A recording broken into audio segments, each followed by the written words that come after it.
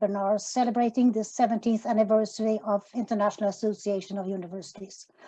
The plan was to meet you all and celebrate inside in Dublin at the IAU's General Conference with University of College of Dublin to be the host. But however, we all know the pandemic changed the planning.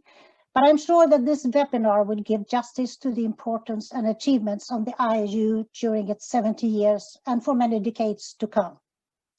IAU was founded in 1950 under the auspices of UNESCO to meet the need of a global network and of higher educations and organizations, and the global voice to promote and advocate for the values and relevance of higher education, to equip societies with knowledge and competence needed for a democratic and sustainable development with local relevance and global responsibility. Today, IAU has more than 600 higher education institutions and 30 organizations as members and reaches out to almost 20,000 higher education institutions through its unique online portal, the World Higher Education Database. Fundamental to the work and activities of IAU is respect and trustful cooperation and solidarity with and between higher education institutions and organizations and with stakeholders in societies. Over the next 2 hours, invited distinguished speakers will describe the significance of the IAU and the values that IAU stands for. In addition, the history of IAU and its achievements of 70 years of international collaboration are deservedly presented in a special issue of IAU's publication Horizon. It will be released this week, and I really encourage you to read it. In the same issue, higher education leaders from around the world have been invited to imagine higher education in a post-pandemic world. And the future of higher education is also the focus of the second part of this anniversary webinar. The future of higher education needs cooperation and solidarity, and IAU, with its members and partners, is committed to building a worldwide higher education community. Before inviting this session's speakers, I would like to thank all higher education members, board members and presidents, partners, and not at least the general secretaries and staff at the office for their invaluable contributions to IAU's development and achievements through all the years. The first speaker, the first opening part we'll have is a representative of UNESCO, which is actually IAU's official partner. So I welcome the Associate Director General for Education, Stefania Giannini, to the screen. She apologized she could not attend in person, but give her opening greetings in this video recording. Please, Stefania. It's my great pleasure to address the celebration marking the 7th anniversary of the International Association of Universities. The past 70 years has been a radical change in the landscape of higher education and its place in our societies. Higher education has become more diverse, democratic, and international. UNESCO and the IAU were born in the same generation, sharing the same faith in the right to education and in the power of intellectual and moral solidarity to build peace and transform the world for the better. This cooperation is more vital than ever today as we stand at the turning point, not only for education, but for the future of our societies. This celebration takes place at the end of a year that no forecast had anticipated. The lockdown of nearly all higher education institutions in the world, affecting some 220 million students in 175 countries, higher education students are now at greater risk of not completing their studies this year. We anticipate a decline in enrollments equivalent to some 8 million students, with the highest number in South and West Asia and Sub-Saharan Africa. Well, globally, the COVID-19 pandemic has laid bare inequalities that are not only socioeconomic, but also digital. The most urgent starting point is to make inclusion the gold standard of every policy. Despite a meteoric rise over the past 7 decades, Today's global coverage in tertiary education stands at only 38% as an average, with wide disparities between regions, countries, and between rich and poor. Well, demand is projected to increase, especially in Africa and Asia, and governments must be braced for these to nurture the talents they need for the future. This starts by addressing the many barriers that prevent students now from pursuing their studies. It means strengthening the digital infrastructure of higher education and investing in pedagogical resources and training for faculty. Beyond this inclusion imperative, global cooperation must be strengthened to facilitate mobility. By 2025, it is predicted that over 8 million students will study abroad. The Global Convention on the Recognition of Higher Education Qualifications adopted last year by UNESCO General Conference represents a collective move towards democratizing knowledge, enabling a more fluid circulation of talent, people, and fostering global trust. We need this global trust. We need this global trust to solve the interconnected challenges of our times together. They call all of us for a new paradigm shift in our economy and social model. The 2030 Agenda for Sustainable Development is our compass for this. Higher education is somehow the engine that can generate this knowledge and innovation, underpinned by an ethical responsibility towards society. It takes transdisciplinary approaches, stronger linkages between research and policies, and accelerating the sharing of knowledge through open science and open educational resources. Our third World Conference on Higher Education in October 2021 will put the spotlight on deepening the linkage to sustainable development. As the only UN agency with a mandate in higher education, UNESCO is committed to championing global cooperation to fulfill the rights of every student, protect academic freedom, and chart the future along more ethical, equitable, and sustainable lines. We look forward to our continued partnership with the IAU to catalyze alliances and co-create the future. Congratulations and happy anniversary. I would thank you for these inspiring words, giving a very, very nice picture and valuable pictures on how the situation is for higher education today, but also the demands on higher education for the future and its importance. And also, I would like to say that we're looking forward to the continuation and the development on the partnership between UNESCO and IAU. We have several distinguished speakers here today, and I would like to give the floors to our speakers. And I will not give long introductions, you know that we have a very tight schedule.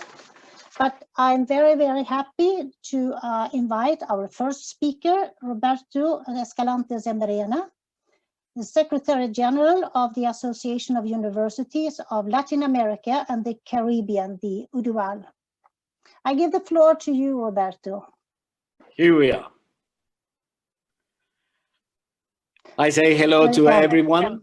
It's a great pleasure to be today on this occasion, because today is a very great day. It's a historic day because we celebrate the 70th anniversary of the foundation of an incredibly important institution around the world, which is the International Association of Universities, better known by all of us as the IAU.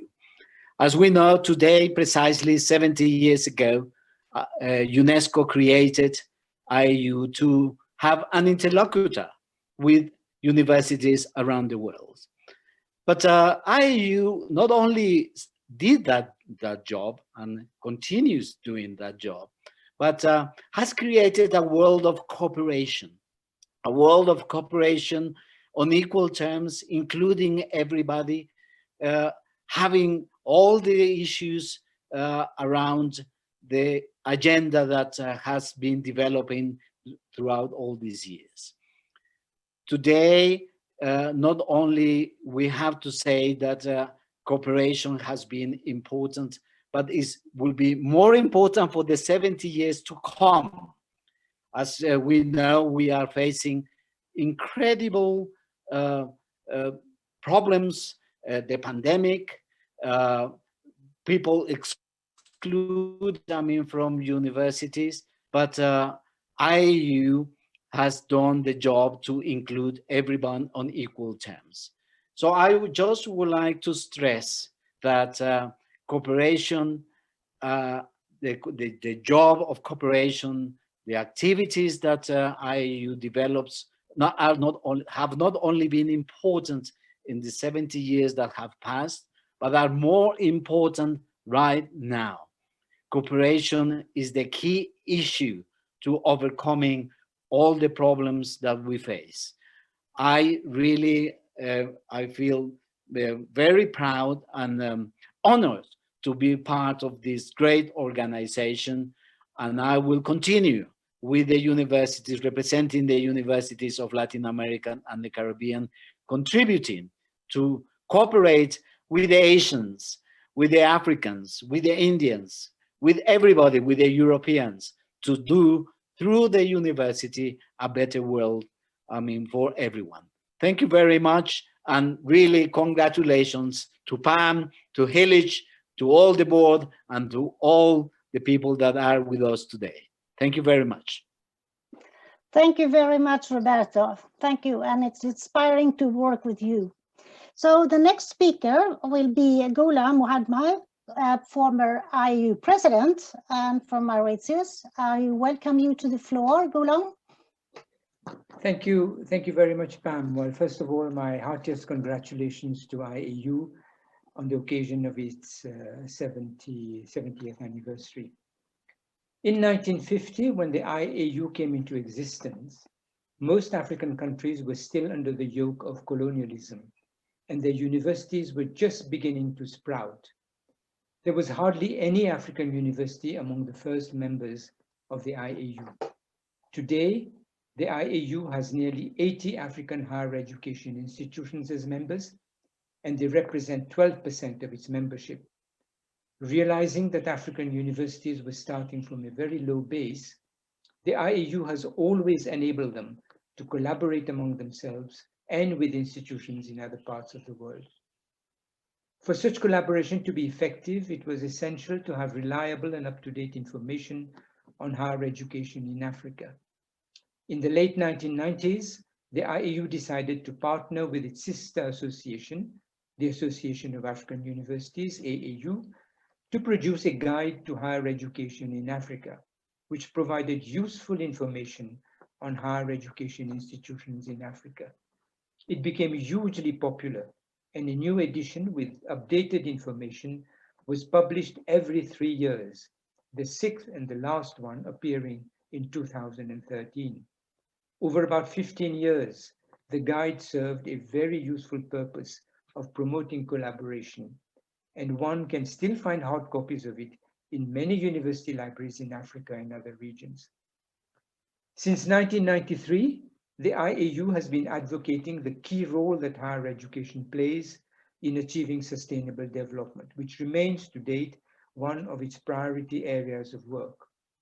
Sustainability being vital for Africa's development, in 2009, the IAU, the AAU, and the Global University Network for Innovation joined hands in launching a project entitled Promotion of Sustainable Development by Higher Education Institutions in Sub-Saharan Africa. Through a questionnaire, African higher education institutions were surveyed on how they were promoting sustainable development. The survey revealed that African universities had low levels of engagement with sustainability because of lack of funds, human resources, and awareness. The 2011 project report made several recommendations based on experiences in other regions, and it became a valuable guide for African universities. A major reason for poor research output from Africa is the severe shortage of doctoral programs. In 2009, the IAU therefore started working on doctoral programs in Africa. It conducted surveys, undertook institutional studies, and organized research seminars, which resulted in the project innovative doctoral education in Africa, a major outcome of which was a dynamic portal accessible on IAU's website that offers a variety of tools and documents, many of them from other parts of the world, relevant to the challenges and opportunities facing doctoral education in Africa. So over the past 70 years, the IAU has fully lived up to its core mission of promoting collaboration among its member institutions or their regional associations, as evidenced by the IAU and AAU partnership. The future development of higher education, whether in Africa or elsewhere, will require the IAU to pursue and further extend its collaborative ventures. Thank you. Thank you very much, Ghulam, and thank you for raising the importance of sustainability and the engagement of IAU in the sustainability development and higher education for it. The next speaker, I would like Mirta Martin, the president of the Fairmont State University of the United States, to take the floor. Good morning, and thank you so very much for affording me the opportunity to join you today as we celebrate this historic day, the 70th anniversary of IAU. The International Association of Universities has been advancing the positive, transformative role of higher education institutions around the world now for 70 years. The mission of IAU and the impact of their passionate advocacy of internalization in higher education is more important than ever before. In societies around the globe, there are governments, there are leaders and movements sowing seeds of division and discord. However, there are others who valiantly lend their time and effort to unite the world through peaceful coexistence. The IAU is such an organization. It seeks to transform the world through education by providing a lens into our similarities, into our shared humanity. The IAU inspires all of us to remember that we are stronger when we are together. The beauty of internalization and why the IAU is so very important in these unprecedented times is that via the intentional internalization, we can change the world. We, together, through IAU, can change the world. I see this philosophy activated in my own institution. We are helping to shape a generation of global citizens, graduates who understand that they not only have a voice in determining what kind of world they will live in, but more importantly, that they understand that there is also the obligation to make that world a better place. These remarkable forward-thinking graduates invite diverse viewpoints and global perspective, not just out of mere tolerance of others' opinions, but because of a firm belief that inviting diverse viewpoints will unify and improve their lives, the lives of those in their communities, and the life of all the citizens around the world. This is a unique generation, and we have the opportunity, indeed, we have the privilege to impress upon them our interconnectedness. IAU unites the world and affords us all the opportunity to reflect on our future, a future that is stronger when we speak with one voice. Today, it is my distinct privilege to offer heartfelt congratulations to the International Association of Universities for celebrating its 70th year of serving the world. I am honored to be one of IAU's board members and to have the privilege to be among the very many who today are expressing our gratitude for the advocacy and the resources that IAU offers that help us to activate internalization, teach our communities to respect diverse perspective, and promote social responsibility and education throughout the world. Congratulations, IAU. Thank you.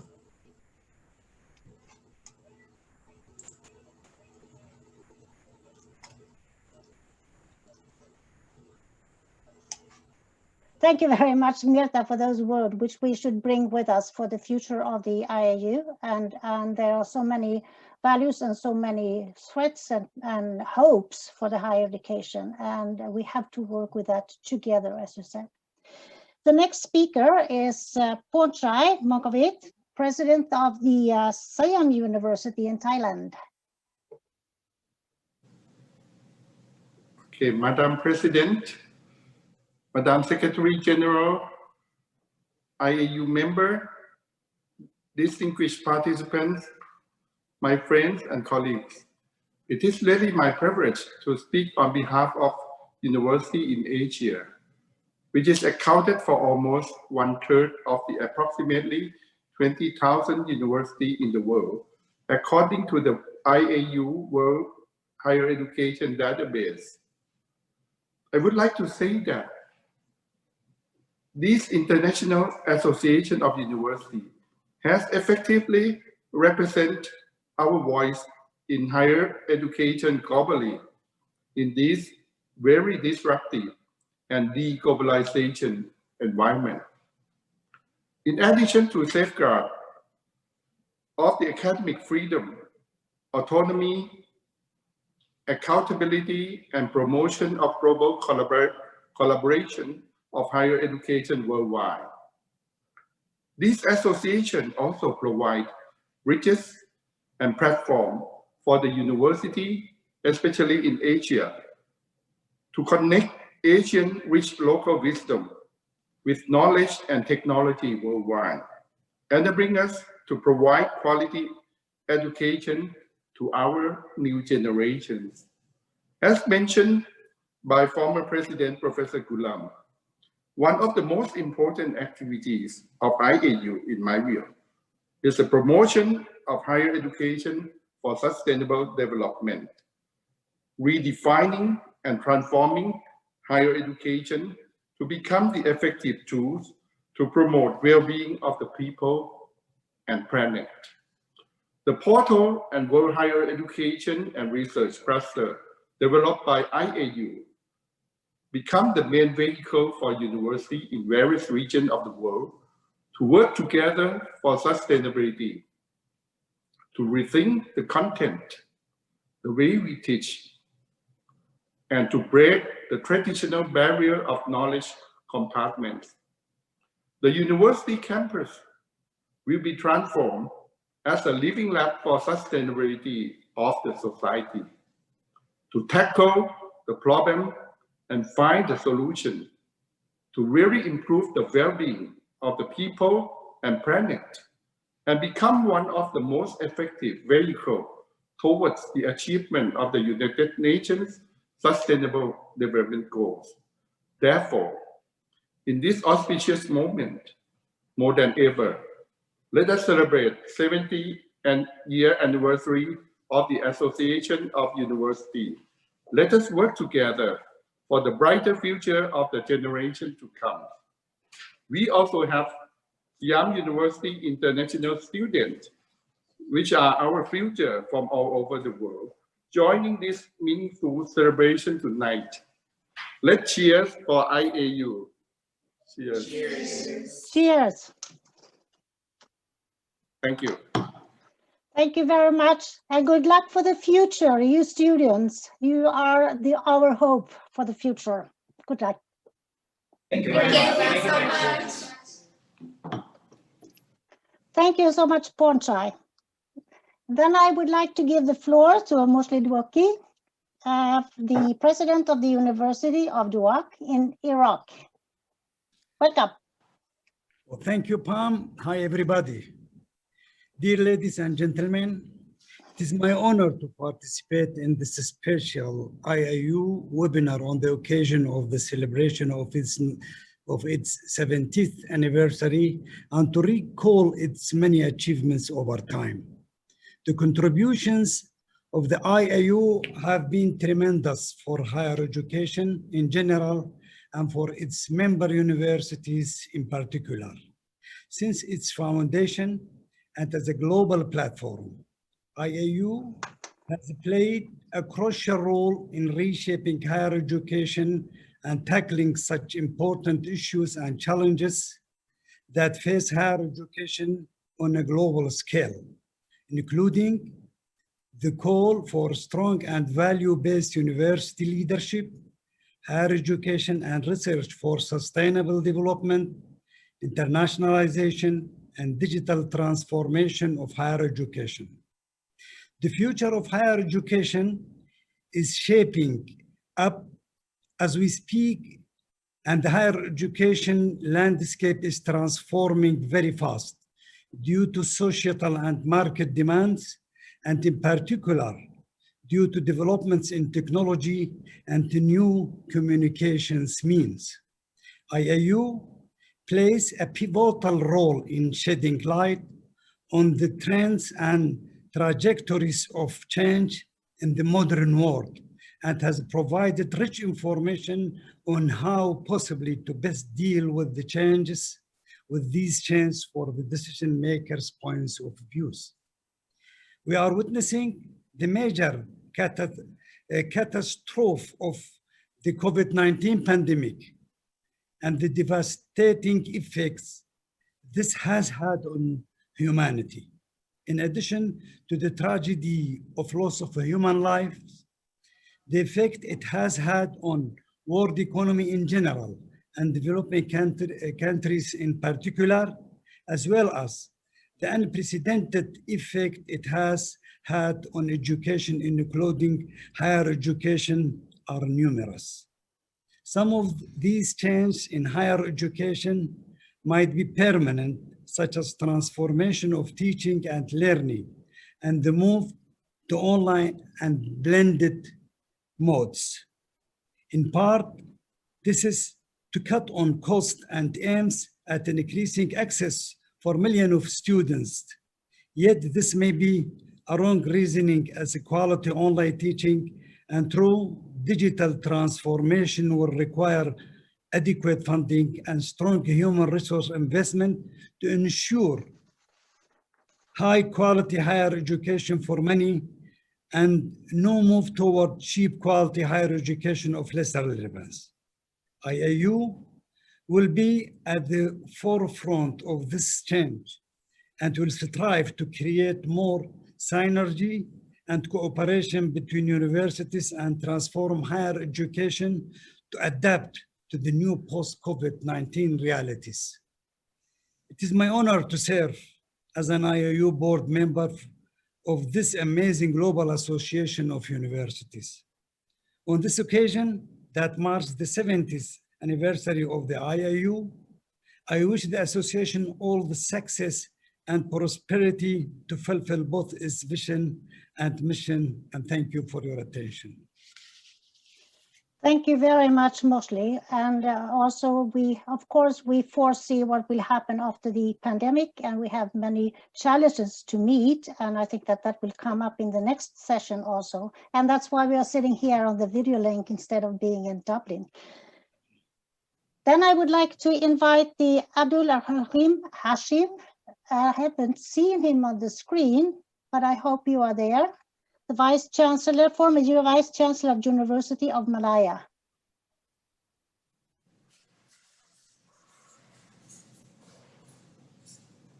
He's not there.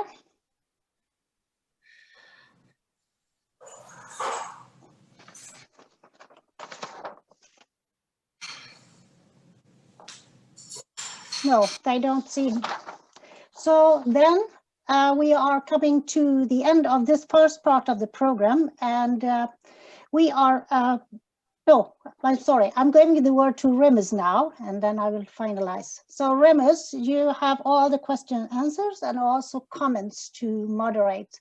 Welcome, Remus. Sorry, Pam. Sorry, I think Professor Rashimi is there now. He's there now? Yeah. I think so. Yeah, so, can you hear me now? Yes, please. Welcome. Yeah. I didn't find you. Yeah, they just got me on board. Thank you. Ladies and gentlemen, it's truly an honor to be given the opportunity to participate in this special IAU webinar in celebration of its 70th anniversary. And since its inception 70 years ago, IAU has been devoted to fostering collaborations in higher education bringing together higher education institutions from around the world to discuss important issues and challenges that will actually shape our future, and being the voice for higher education in many international platforms. News Team Layer was privileged to host the IAU International Conference in 2018, where we welcome many of you from around the globe to Kuala Lumpur to discuss higher education partnerships for societal impact, comprising pressing issues facing the higher education community, such as digital transformation, community engagement, responsible research, and sustainable development.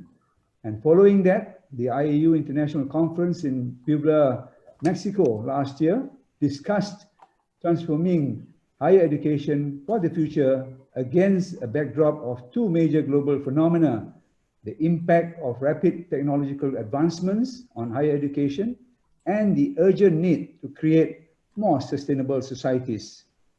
This year unfolded many new challenges for all of us in higher education as the COVID-19 pandemic affected the world, sparing no one from its impact on our lives.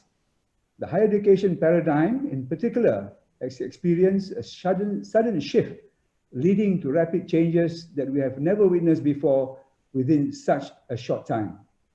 As we endeavor to adapt and reinvent ourselves to face the new normal, universities have implemented many innovative and creative initiatives in teaching and learning, such as the accelerated shift from physical classroom-based lectures to a variety of online platforms, the heightened pace of innovation in virtual learning, as well as adjustments to the delivery and assessment of teaching and learning. The successful interventions we have seen have also led us to venture into fostering more varied and closer collaborations between higher education institutions as we open up new avenues and modalities in delivering shared content and improved curricula. Although under difficult circumstances, this is indeed an opportune time for the higher education sector to revolutionize, and we have to work together as a global community to find solutions to the challenges we will face as we envision the future of higher education. And I'm certain that we will continue to have opportunities to engage and deliberate on this topic, as well as other challenges, through IAU's many platforms and initiatives in order to jointly develop solutions to these issues.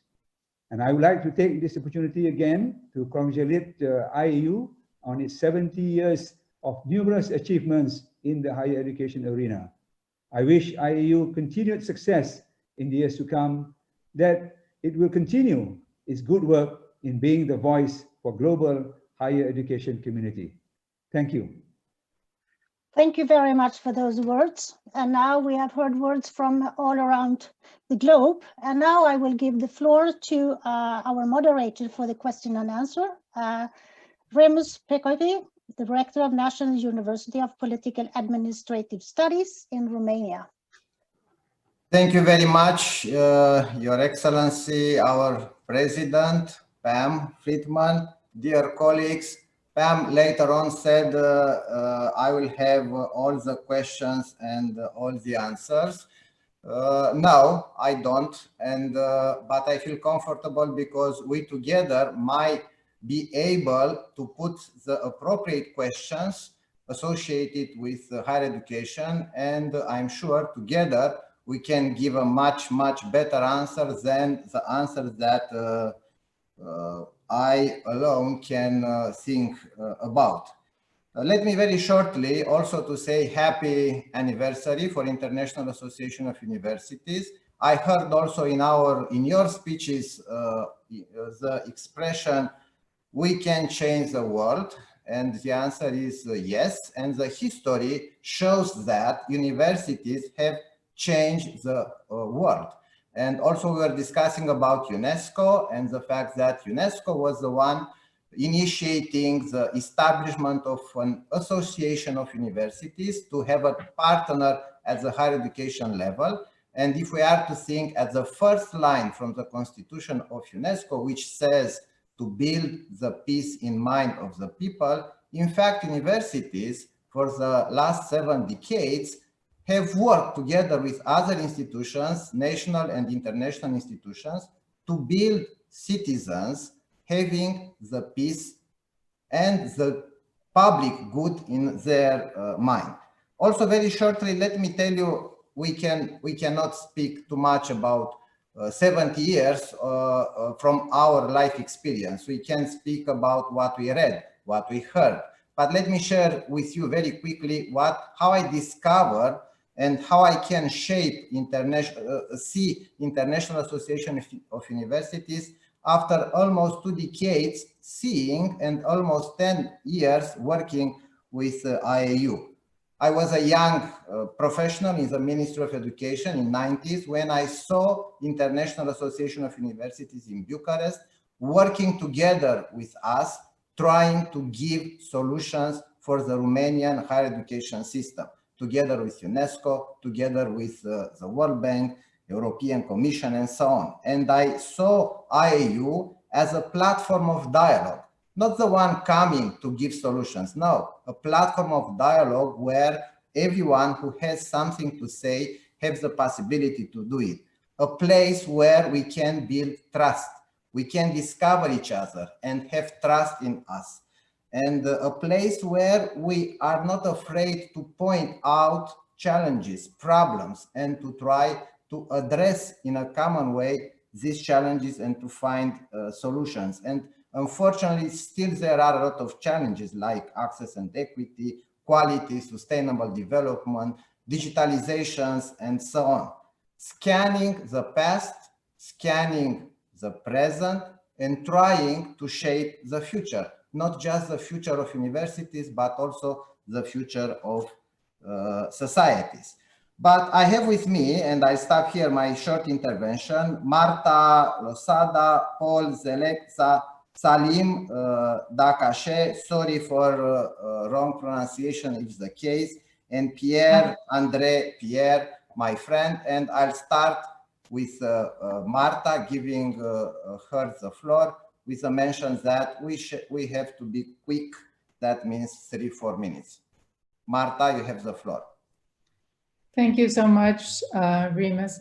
So I just want to make a comment that for me, IAU is the emblematic institution that encompasses universities at the global scale.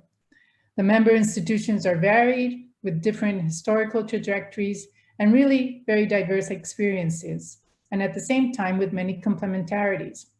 But all institutions are brought together under the IAU by shared principles and values and common goals. In particular, I want to highlight the unique opportunities for dialogue that IAU generates for its membership, both among themselves, but also continuously, as the IAU convenes diverse other stakeholders and itself represents the global voice of higher education institutions at multiple forums and summits. One of the main aspects to note is how through these dialogues, we can all develop deep awareness from the sometimes stark realities that define the context of many institutions outside of our usual landscape. And I think it's really important to stress how it is our responsibility to learn from this as well and to commit in solidarity to action. Congratulations to IAU. Thank you so much. Thank you, Marta. Let me now invite Paul Zeleza. Paul, you have the floor. Open the mic. Excellent. Yes, good afternoon from Nairobi, Kenya.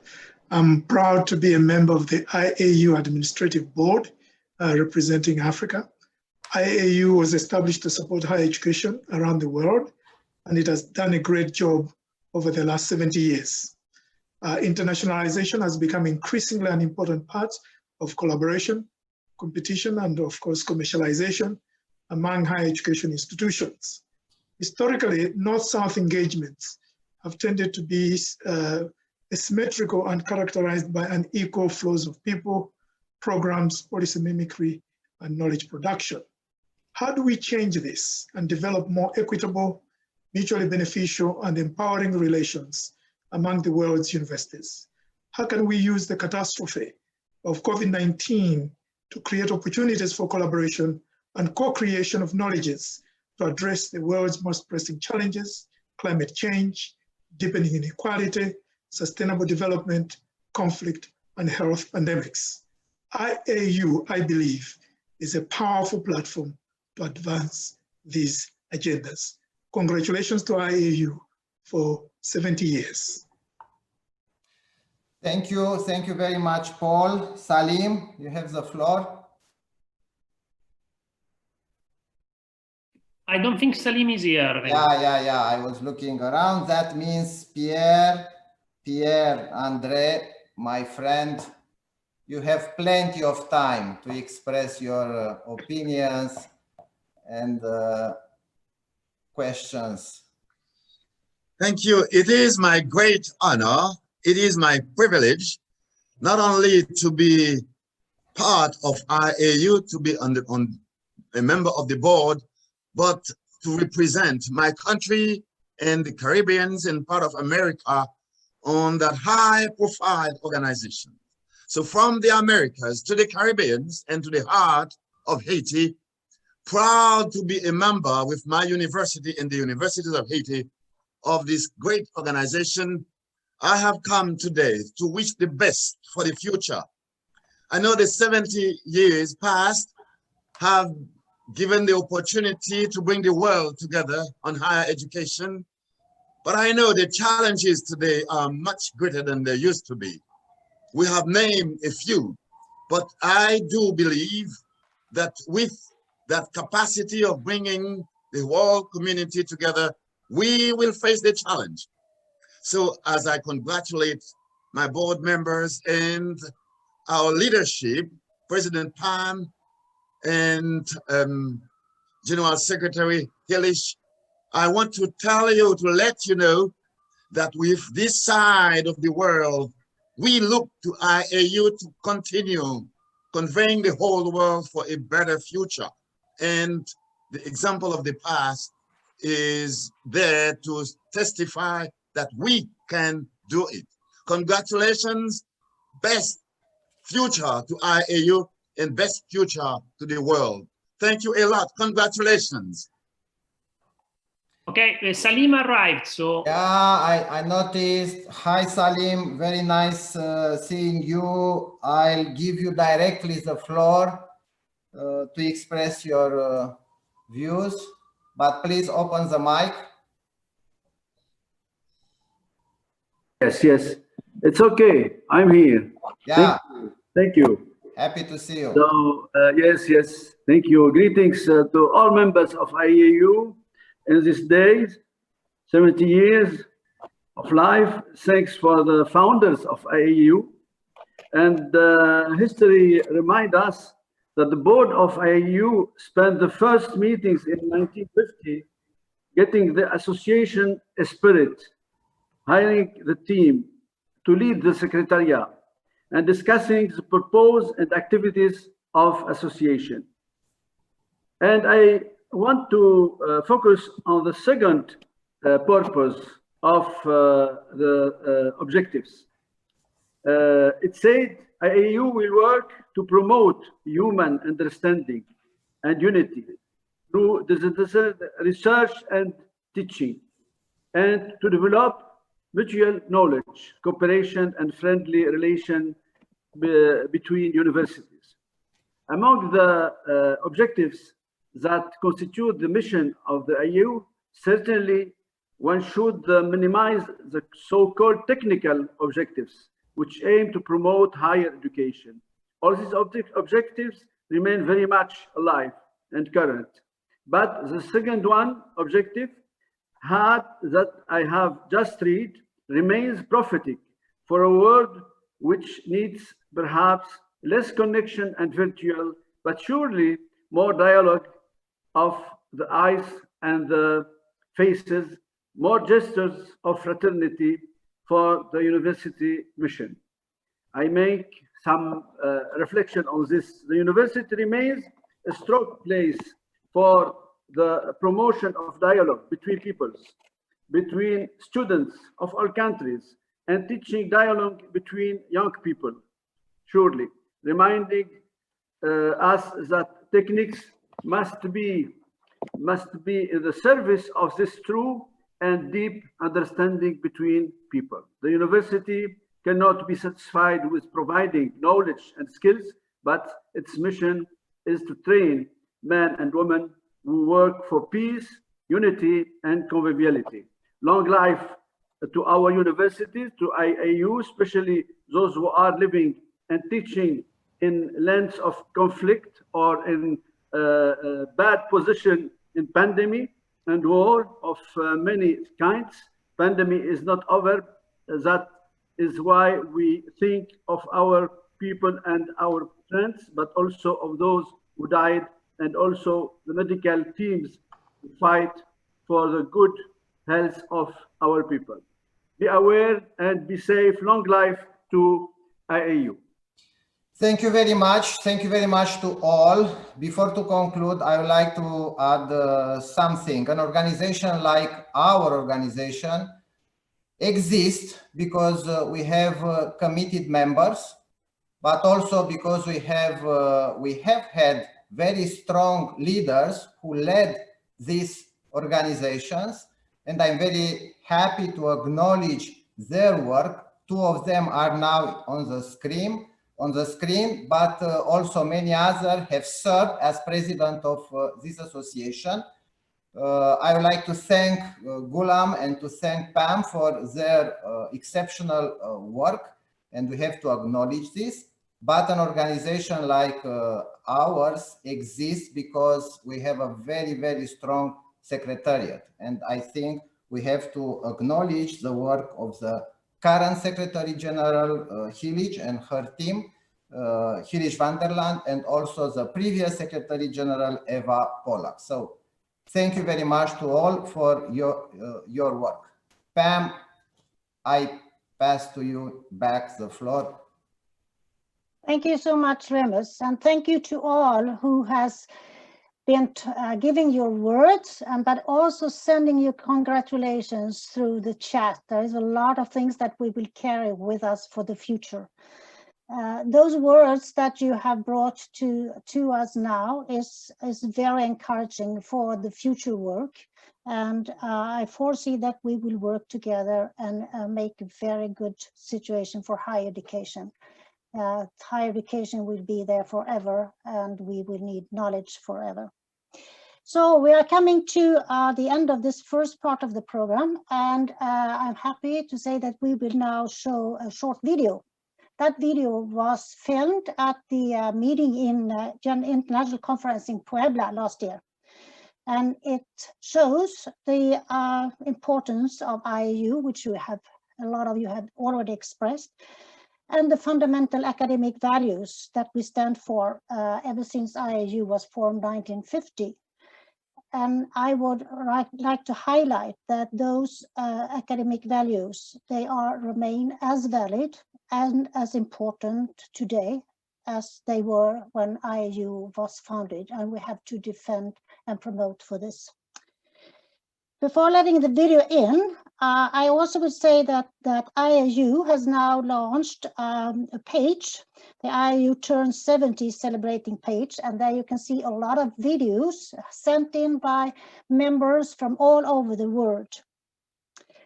Then after the video, you will see now, the floor is given to Andrew Deeks, President of the University College of Dublin, who will chair the second part of the celebration, and that is devoted to the future of higher educations.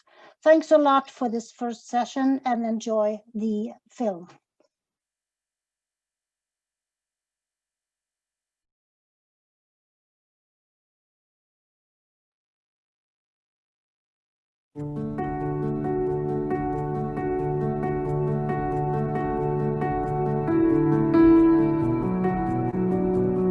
The mission of the International Association of Universities is really to build peace in the minds of people, to create new knowledge, to better address the challenges that we face. We are coming from a situation where governments thought that higher education was not a priority, that it was not a public good, but a private good. So one challenge is acceptance. that higher education is actually an engine for growth. Debemos de preparar personas con valores. Creo que lo más importante es lograr que un estudiante presente los valores que en muchos casos se han perdido. La universidad debe ser formadora de seres humanos responsables.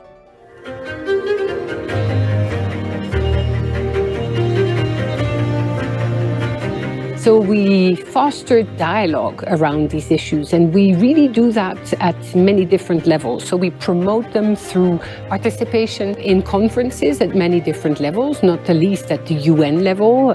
We work with UNESCO on different programs and projects where we bring together the governments, where we bring the institutions together, the researchers. The International Association of Universities promotes a set of values. One of the most important ones is academic freedom and institutional autonomy. If there is no academic freedom, we don't have universities as we believe they should be.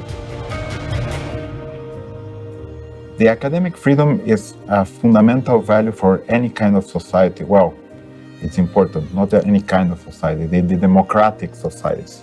Democracy is based on academic freedom because it shows the independence from any kind of political, social, religious pressure.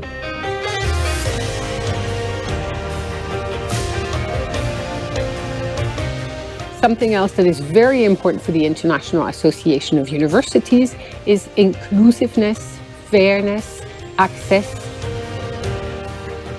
The global community has to address the problem of access. We need as many people as possible to access higher education. So at the International Association of Universities, we really do not look only inward, but we make sure that institutions also work with the societies around. Universities generally have that part of a critical role to play in social responsibility. They are primarily should be addressing the problems that societies are facing. A social responsibility or social consciousness, it happens largely as a result of the socialization process that happens within the university setup. Los universitarios deben de ser formadores, deben de ser capacitadores de lo que aprendieron en la universidad y traducirlo en la vida cotidiana, en sus comunidades, en sus entornos sociales. The IAU strongly believes in scientific integrity and ethical behavior, for that matter. Scientific integrity is crucial for today's universities because we need to really show how society can trust the results that are coming out from universities. Societies benefit from the scientific integrity because all of the advancement in knowledge can be trusted. It's very important to highlight the role of an organization as the IAU in trying to maintain the integrity of scientific research across the globe. Tolerance, solidarity, and cooperation are of key importance to the IAU because these are often defeated in the world in which we live. Thinking differently is not a problem, and it has never been a problem, because thinking differently is the source of knowledge. The students who go through the universities eventually are the ones that are going to transform society. It is therefore important that they are given complete freedom to think freely and to expand the horizons of their thinking. Where does higher education want to be or needs to be? Actually, higher education needs to be recognized for the value that it brings to society. It needs to be back to the trust circle. We need to find ways to ensure that higher education stays on the right track and that they are seen as part of the solution for the challenges that we face today and tomorrow.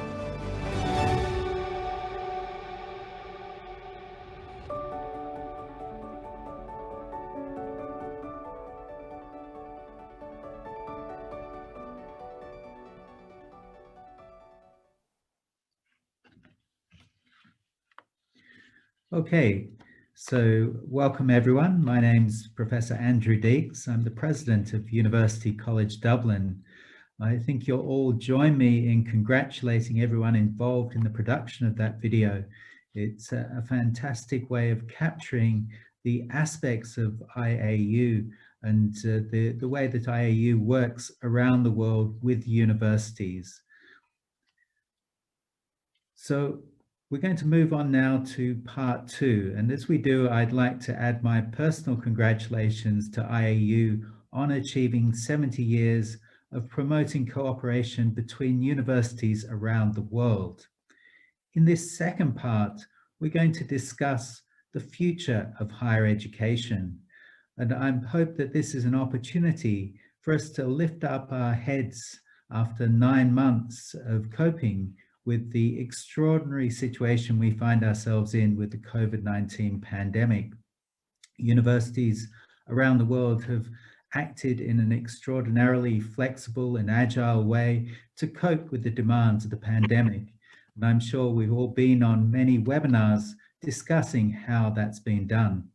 But this is our opportunity to look far beyond that, to look at what the future holds for higher education and to consider how we as an association can help promote that future. We might consider some of the dangers, and I'm thinking there of the influence of things like rankings in terms of perhaps constraining the ability of universities to respond to a changing world. But I'll leave it to our distinguished panelists to raise some of these questions. So we have 3 distinguished panelists joining us. And first of all, I'm delighted to be able to welcome Sir Hilary Beckles, who's the Vice Chancellor of the University of the West Indies. Is Sir Hilary with us? Well, I'll be delighted to welcome Sir Hilary when he does join us. Given that he doesn't seem to have yet joined us, I wonder if I might trouble our second distinguished guest, Professor Ellen Hazelcorn, who's a Professor Emeritus at the Technical University of Dublin in Ireland, where we should be gathering for this celebration, but hopefully we'll be able to gather next year. So Ellen is currently an international co-investigator at the Center for Global Higher Education and has a distinguished career studying higher education and internationalization of higher education. So Ellen, can I pass over to you? Okay, thank you, Andrew, and thank you to IAU for a fantastic event to celebrate 70 years and certainly another 70 years at least that we can look forward to. Okay, so let me make a few remarks about I think some ideas about where we might be going.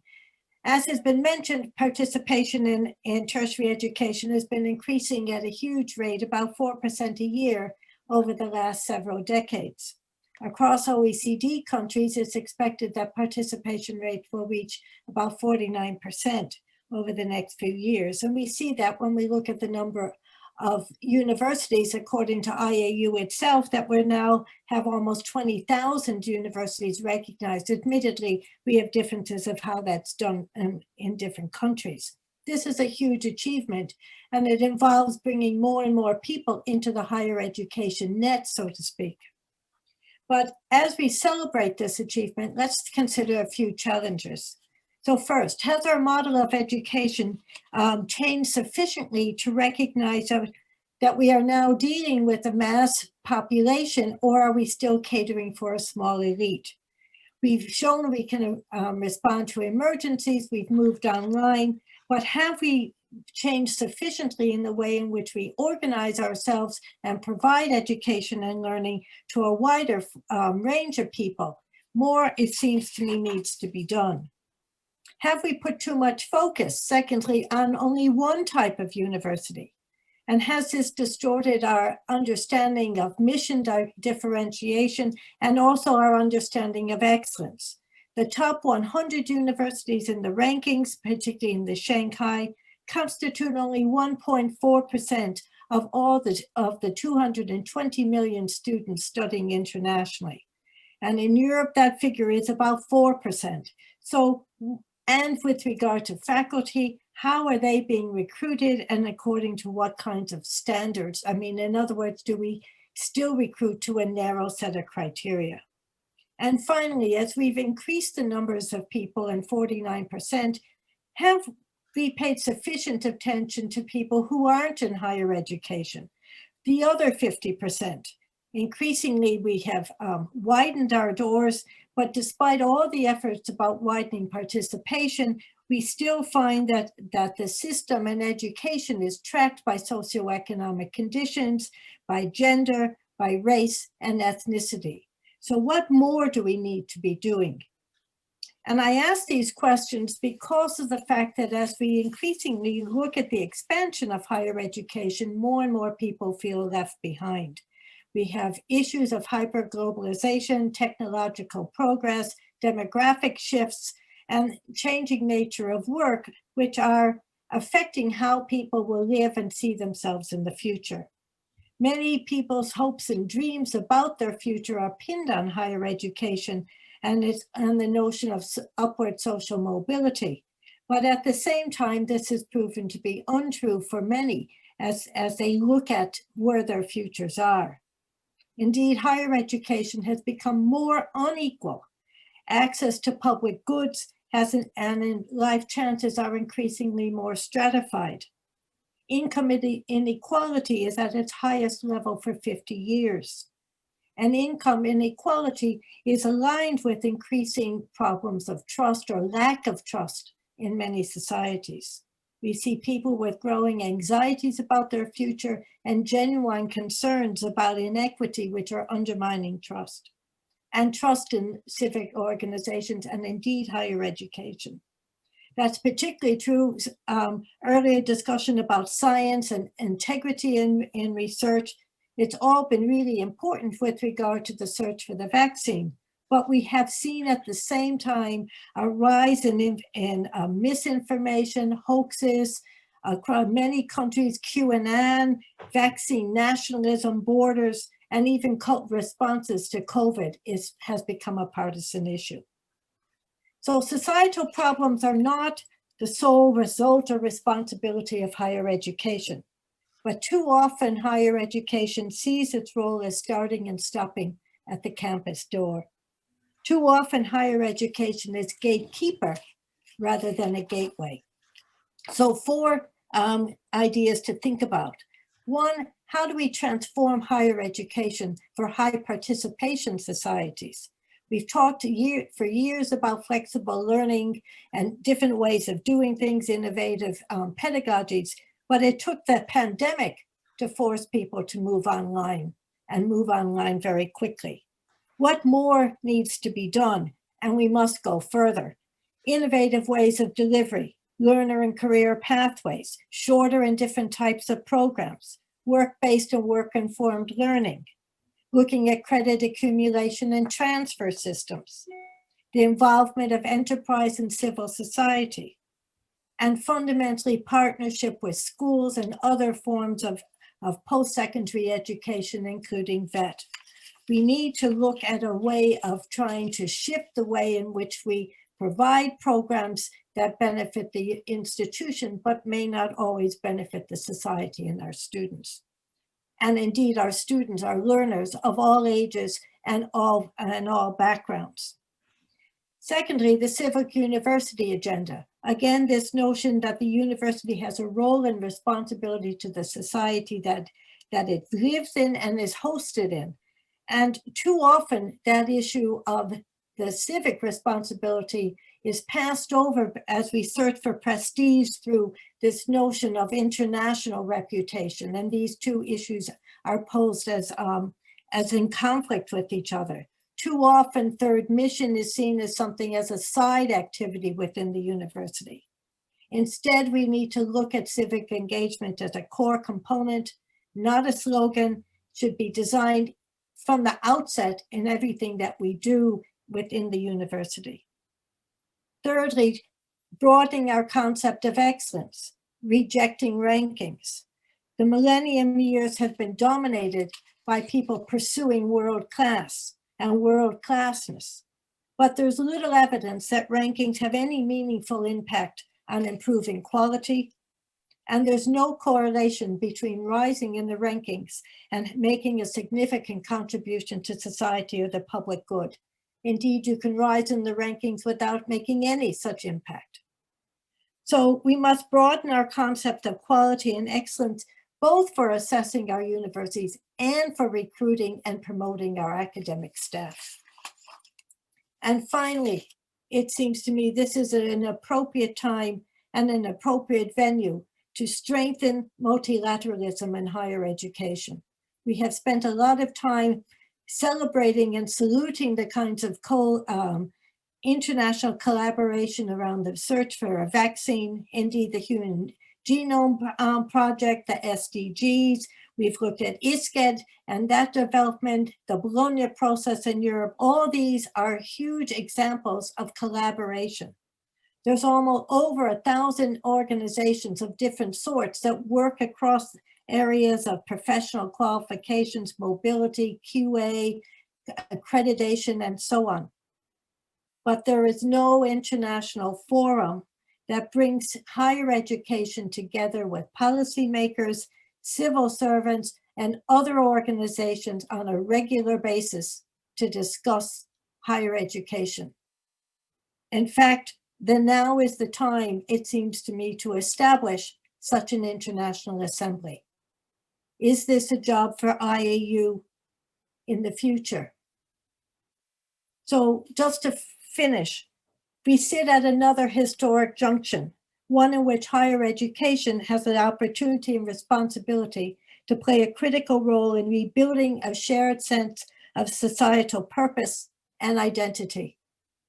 For me, there is, and for all of us, there is no time for complacency. Thank you. Thank you very much, Ellen. So that certainly has given us food for thought, and I'm sure some of our questionnaires later will have some follow-up to that. I'm now delighted to say that we've been joined by Sir Hilary Beckles, the Vice Chancellor of the University of West Indies. Sir Hilary, you're very welcome. Well, thank you very much, my friend, and very good day to you and to all colleagues and participants. My task today is to give a perspective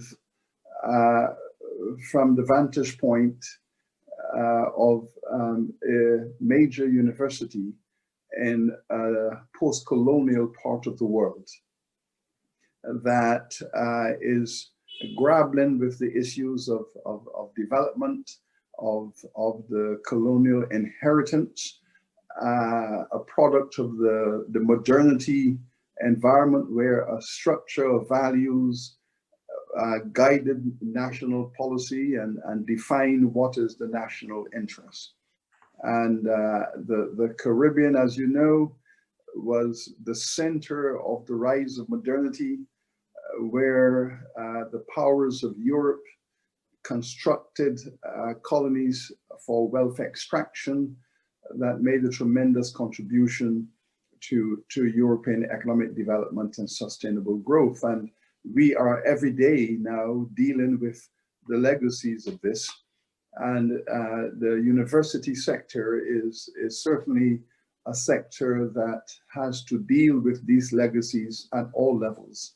The levels of economic development, the levels of cultural validation, of social structure and social relationships.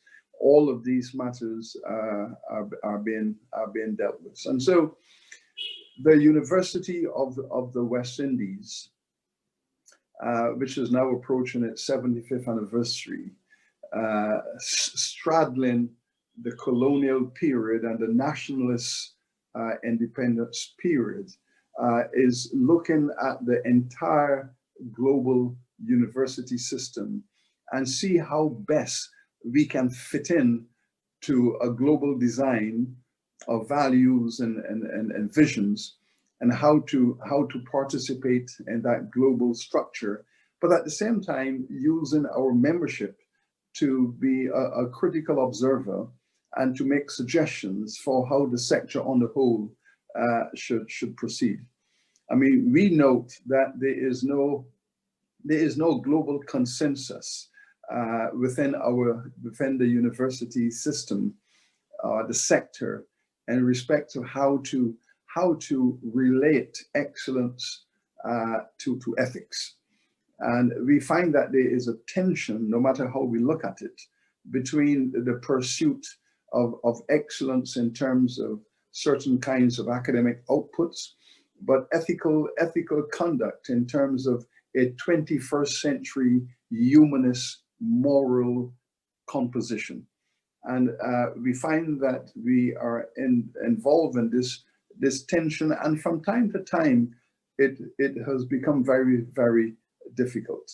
So our view is that there should be a values discourse within the sector that is global.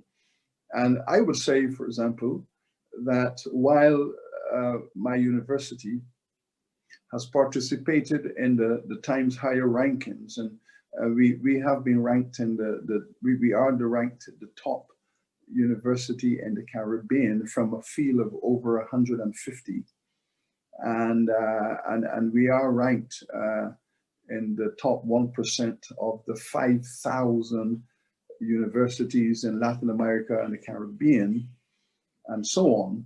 So while we have those elite rankings as a university in a developing country, what has always concerned me is that the proposition to which we are dedicated has not been identified as a core ranking pillar, meaning our university, by virtue of its origins and its history, is dedicated to the proposition that the pursuit of justice for all people and the pursuit of a value proposition for humanity that is inclusive and embracive.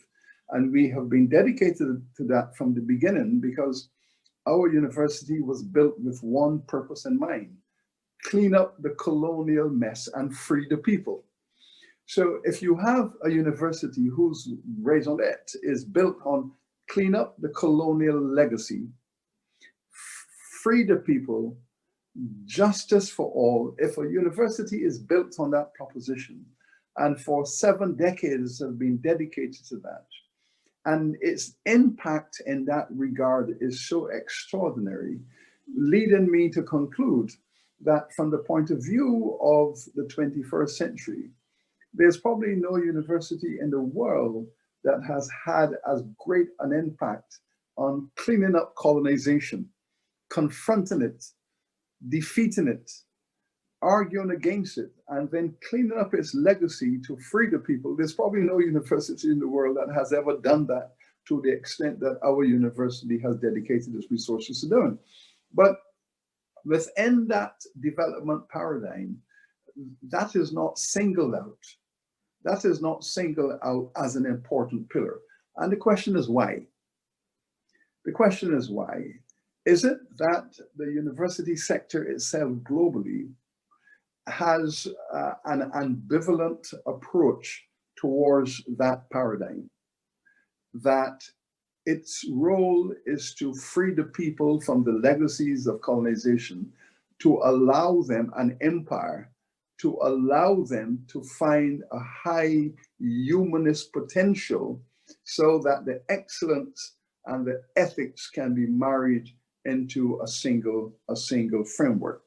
So there is, therefore, within our university sector, the global sector, what I consider to be an enormous development divide. And the sector has not reconciled to the role and responsibility of confronting this development divide. Now, this development divide is as great as the digital divide. And maybe the digital divide is a part of the development divide, where universities in the world are concerned principally with their contribution to economic development and transformation, which really becomes a part of the argument for the accumulators of wealth and those who control wealth and manages wealth, and how the university sector supports the state sector in its support of the entrepreneurial class and accumulators at the expense of everyone else. And this is the development divide, I think, that needs to be looked at. Recently, we have seen many universities for the first time turning their attention to the role that they played in the enslavement and the colonization of 80% of humanity. And we know the role played by the university sector. The economic arguments and models that were used to suggest how colonization and empire building on a global scale could work, most of that economics came out of universities' economic departments.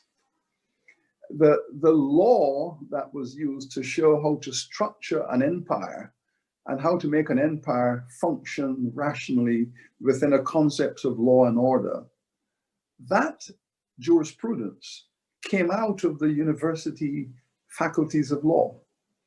The notion that you could structure humanity upon the basis of color as a paradigm for development, that sociology and anthropology came out of universities. In fact, all of the fundamental intellectual constructs that underpin empire colonization and all of the subsequent legacies of racism, all of those ideas were refined and developed within the universities, so that the universities carried within them the principal components of those concepts and philosophies, and to some extent have been the beneficiaries of colonization. In other words, the payback to the university. The universities, especially the Western universities, did receive what we call the blood money. The blood money poured into those universities. It poured in through endowments, through grants, it poured in through state support, but effectively we can trace the blood money from empire into the faculties of universities. And now there is an exposure of all of this. It's being discussed. There is, I believe, there's an ethical and moral crisis to be addressed, because when we look at this 21st century, humanity is saying that this is not only the knowledge economy, it is also going to be the democratizing society, the search for justice and equality. This 21st century is going to be excellent. It's going to be a century that confronts all of the colonial legacies of empire of the 17th and 18th and 19th century. This is going to be a liberationist 21st century around democracy, civil rights, human rights, and justice. And we can see how this is playing out on the streets in the parliaments of the world. How is the university sector going to provide leadership in this environment? We certainly provided leadership in the prior colonial empire building moment. How are we going to provide leadership to the world in this 21st century? Or are we going to be a reactionary force? Are we going to be an opposition force? Or are we going to be in the vanguard of what we consider to be humanity rising at its best going forward, where all the people of the world are saying those old structures are obsolete. We want structures that are more horizontal. We don't want those vertical structures of empire. We want horizontal relations where all cultures, all civilizations are going to be placed on par and sharing and participating in education and research for the betterment of everyone. We've heard that the vaccine culture has certainly raised that proposition. A virus that has decimated humanity irrespective of identity. But now there is a discourse of distribution, of who gets first. Is there going to be a horizontal structure, or is there going to be a vertical structure in terms of access? The fact that this is problematical is precisely because the world has come to a position that says horizontalism is going to be the future, and universities need to be out there on that terrain fighting that battle for everyone else. So the digital divide, we must see that as part of a development divide, and the university sector has to declare its position and fight in that discourse. Thank you so very much. Thank you very much, Sir Hilary, and a very challenging speech. Congratulations. So I'd now like to pass to our third distinguished speaker, Dr. Eden Woon, who is the president of the Asian Institute of Technology. President Woon, you're very welcome. Well, thank you very much. And I'm honored to be on a panel with Ellen and Sir Hilary. And of course, first thing I must do is to congratulate the IAU on its 70th anniversary, which is a time to celebrate and also a time to reflect on the significant contributions to higher education that this organization has made. And of course, you know, with this particular conference and this session, try to look ahead and see how it can continue its contribution, you know, hopefully for 70 years, you know, times in. So thank you very much for inviting me here. I heard just now, you know, two very insightful presentations, and they talked about extremely important topics of the principles behind what a university is, and also a stirring philosophy of what the university must be. I think that I will start by talking more on an operational level on how a university is running these days and how it can survive and thrive in the coming years and decades, in my personal view, of course. And then at the end, I think that you find that hopefully you hear that I would come in and have some thoughts would actually merge it, that merge with that of the previous two speakers. So let me just get started, first of all, by telling you just 2 minutes about the Asian Institute of Technology to give you some context. Very simple. We're a graduate studies institution, number one. Number two is that we're English speaking, an international university with student body from Thailand, where we sit, and beyond in South Asia, Southeast Asia, and mostly in other parts of Asia. And we're private. We don't, we're not a part of the Ministry of Education of Thailand.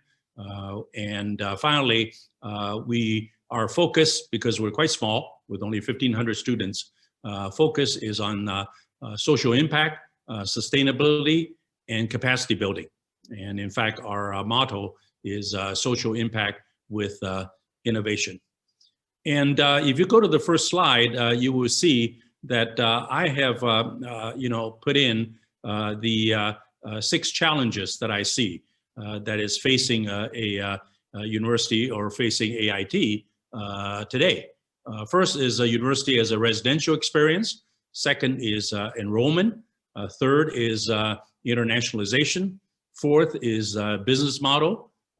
Fifth is what is the mission of a university? And finally, as I said, something more philosophical is what would be what I consider or what I think a future of a university is. Of course, that's just only my humble opinion, and those who are listening and would have many, many other views, perhaps.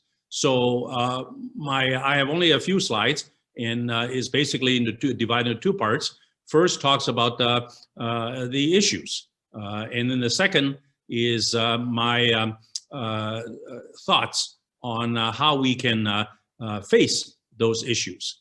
First is the issues faced by us, and the second is how we're going to face these issues. And if you look at those 6, again, with respect to those 6 challenges. First, of course, is university as a residential experience. And I think that those of you who follow higher education would know that the residential college idea, the residential university idea, has really taken a hit in the last 11 months because many students cannot get to campus, and if they get on campus, there's great fear of the coronavirus, and several universities have done very well.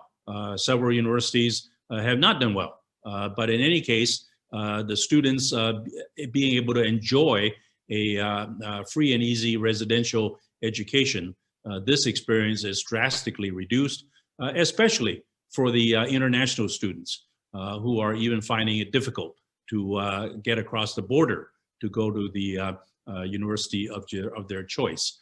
And so COVID definitely has a serious effect on the traditional way of how a university is run. Now, I know that some universities probably rely on residential experience less, but I would submit that one of the core values of a university is to be able to live and work among classmates, among people from different cultures, different environments, and that experience is drastically reduced. Second is, even before the pandemic came over us, the population is aging, so that many universities in many countries are fighting to maintain their enrollment. And whether you're in Japan, whether you're in Taiwan, whether you're in China even, or many places where the population is aging, the demographics is really against the universities, and that's already a problem that was faced by many universities. Second is, I already had touched on this, is that many universities in the last decade or so, or maybe even before that, especially in the last decade, has introduced a heavy mixture of international students. And so that means not only the financial aspect, which I'll talk about a bit later, but really the reliance of this cultural mix, the fact that international students are providing a lot of research support, research collaboration, all that is being changed. Third is internationalization in the general sense. Exchanges are stopped, except with a few students here and there, and the intrepid ones are still coming. We at AIT just received an exchange student from France just the other day, and he jumped through all sorts of hoops in order to get into Thailand, getting here from France, and as an exchange student.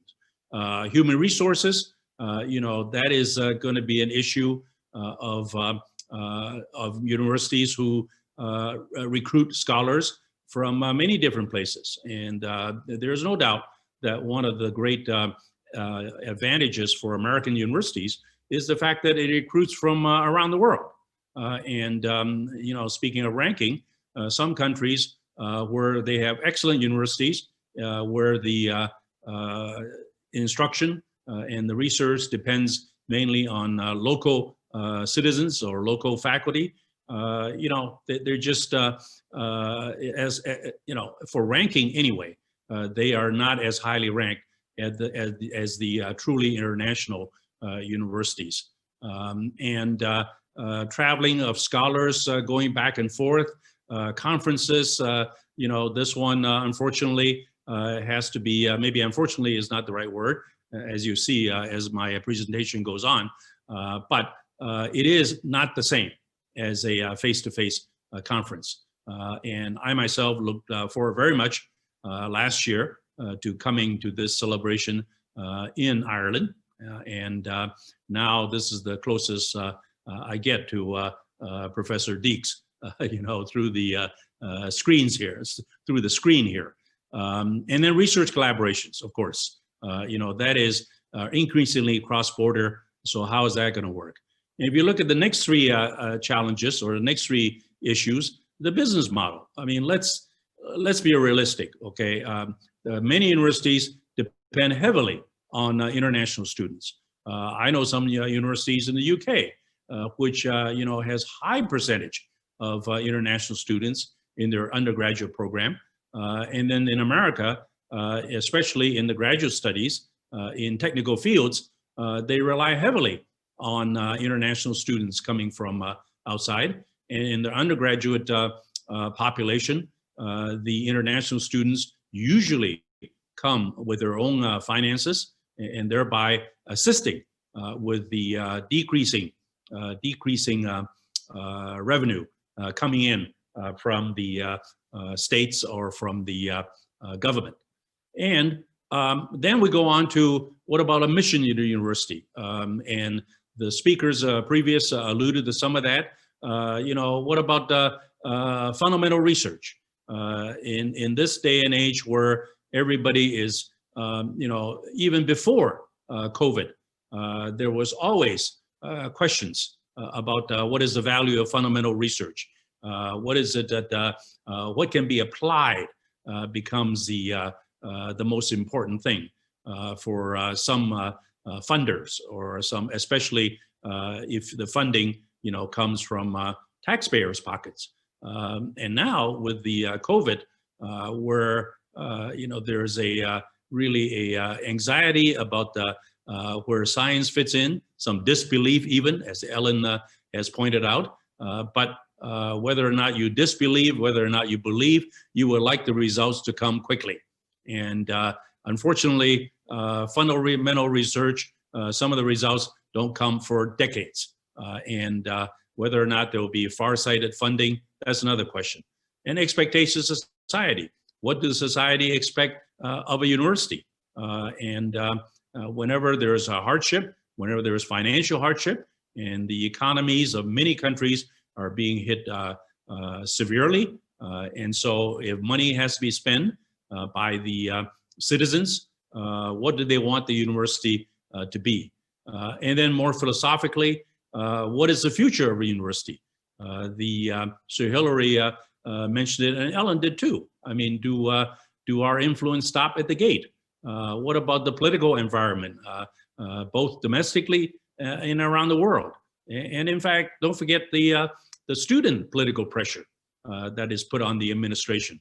How does a university survive when it's being pushed and pulled on all sides?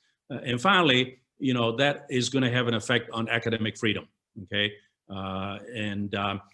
funding, if it's a state university or a public university, comes from the government. How can you maintain academic freedom in that circumstance? Even private universities have donors. Donors have views. How their views may influence and how the university and how the university manage that, that is going to be increasingly a problem. However, I am always optimistic that whenever you see challenges, whenever you see a crisis, there are opportunities. So let's go to the next slide where I talk about those challenges that I just mentioned, the 6 challenges. And let's see what some of the things that I would like to say that I think that are actually good things that are happening. It is all just doom and gloom. It is actually, in some aspects, quite interesting and even quite fascinating. And one of them is the use of technology. Online education has been around for many, many, many years and decades. With the of edX and Coursera, I remember when I was at the Hong Kong University of Science and Technology 7, 8 years ago, there was a great fear by many universities that that is going to overcome residential education. But it didn't happen, okay? And so people went back to the traditional face-to-face classroom, then were forced this spring into online. Now we are, many universities, such as AIT, we're running hybrid classrooms where students who are not there can Zoom in and they're right there in the mix with the students who are there. They can converse with each other, they can talk to the teachers, and in fact, they can form subgroups, breakout groups, and a lot of things can be actually done. You'd be surprised how much can be done in such a what we call a smart modified classroom. And in fact, we're introducing flexible degrees where you can, especially if you're working, you can zoom in for part of the courses and not being there. And some other courses you will come on campus. And this is much more convenient for somebody who's holding a job than leaving for 2 years to come to the residential campus to get a master's degree. And including the linking of continuing education. People who only want a certificate could zoom in for one course and get a certificate, or build up credits so they can add them up towards the degree. And what about enrollment? Well, there's going to be more local and regional enrollment versus across the ocean. And I submit that regional universities actually will gain, especially here in Asia. A lot of Asian students go overseas or went overseas for universities, especially to UK, Europe, and the United States, and some in Australia. But now, with travel the way it is, and in fact, I would add, with the geopolitical environment the way it is, in fact, many Asian students are staying home. In fact, for this year, our enrollment of Chinese students doubled from what it was before. Our Thai students, the local students, we have the largest number ever in history. It's almost 40% now. It used to be hovering only around 30%. So I think that what that does actually is to keep a lot of the good students here. And I think that the China universities, especially top universities like Tsinghua and Beida and Zhejiang University, et cetera, are really benefiting from some of the top students in China finding it difficult or deciding not to go to the US, for example. So enrollment is going to change, and I think that you just have to work on the fact that the recruitment is going to be more local. The third is the new internationalization. There are always people who say that internationalization will stop and because you can't travel. And I say that internationalization must continue, especially in the world today, which already was heading in the anti-global direction, and is all the more important for the university to maintain their internationalization. And again, technology helps with different forms of international experience. The smart modified classrooms that AIT put together for the hybrid instruction are being used in the evenings and weekends by students who want to talk to their students at home who are not able to come on campus yet. And lots of student activities are going on, using this technology. And they are actually living the student life together in a different way. Exchanges will be longer, visitations will be longer. So scholars, instead of coming for a week or 2 weeks, they may come for a semester or a year. And I think that that has the advantage of improving the academic quality of the visited institution. And that is going to be probably the norm, as people don't want to travel just to come back, 4 days later. And now this is assuming, of course, all the quarantines are gone. And if the quarantine is still there, I think that if you talk to somebody that they can come to Bangkok for a year, and maybe they will, wouldn't mind going to a hotel for 14 days. But in any case, longer exchanges of visitations, and then there's more returning talents. That's another reason I think that regional university is going to benefit, because I think that especially in China, where a lot of top Chinese scholars and professors and researchers are coming home to China, and so that is going to benefit the Chinese universities also.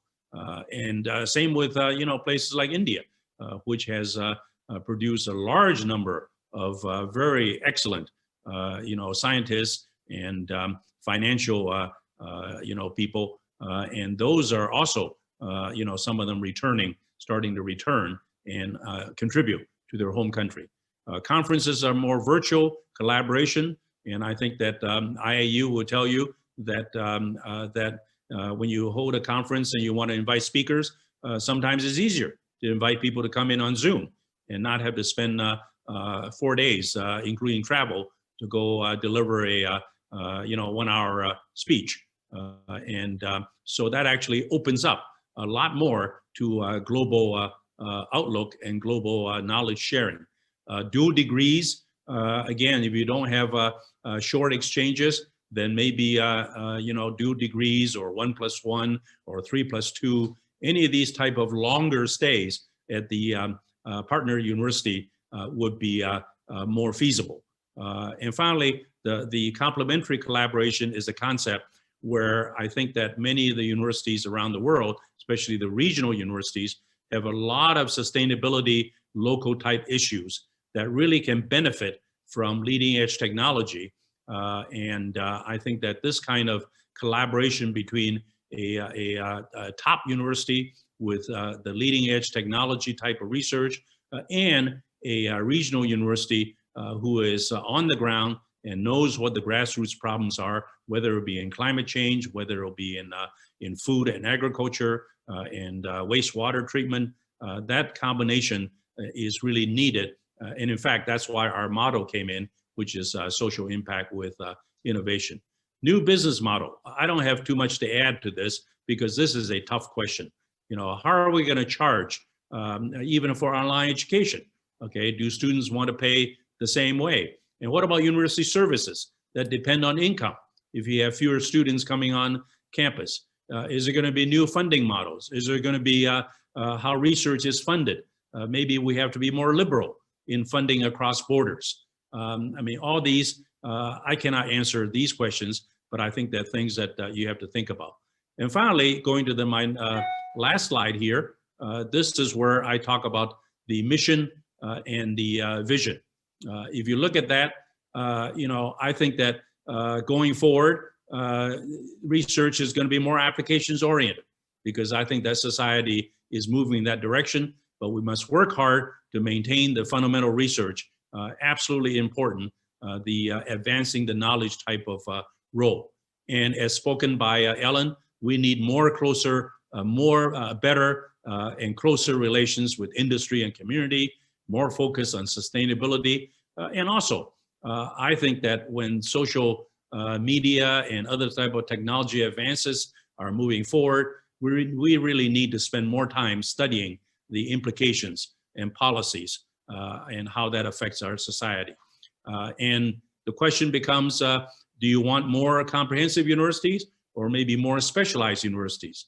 And maybe the PolyUs, the Polytechnic universities, many of them in the last 2 decades were trying very hard to be comprehensive universities. Maybe they should rethink their role and think more about what the society needs. And that's another something that needs to be looked at. And finally, we got tight financial resources. We have intrusive political situations, both in some countries domestically, and if not domestically, certainly geopolitically. And the main thing that we should worry about is how do we maintain academic freedom while we're squeezed between the funders, whether it be private and state, and then also the stakeholders, one of which is the most important stakeholder in any university, the students. And so I will stop here, and I think that there may be time for further questions. This is unfortunately only a survey, but I think that I hope that it sets the landscape for some thinking about what a future university would look like, mostly from an operational standpoint. Thank you very much. Thank you very much, President Woon, for a very interesting discussion there. And I think that all 3 of our distinguished speakers have challenged us in different ways. I'd asked our panelists to stay with us. We're going to quickly take questions from 5 of my distinguished fellow board members of the IAU, and then we'll come back for a response from each speaker, not to all questions. I might direct each speaker to a portion of the questions that have been asked, and just to wrap up then at the end. So first of all, I'd like to invite Daniel Hernandez Rupes to ask the question. Daniel? Hi, everyone. Can you hear me? Yes. Yeah, so this is really a pleasure for me to be here, a celebration day like today. I have just one question, perhaps a few short questions. Let me say that there are many predictions that foresee an increasing role of companies in higher education, especially the tech ones. It's been said that as more education is conveyed by IT and less on traditional campuses, highly reputed universities will seek to partner with companies to build the platforms. Moreover, that some of the bigger companies will themselves become higher education providers. Then my questions: will the educational content provided in such a way be cheap and thus of lesser quality, but more affordable? Will such a development signal the end of the universities as we know them today?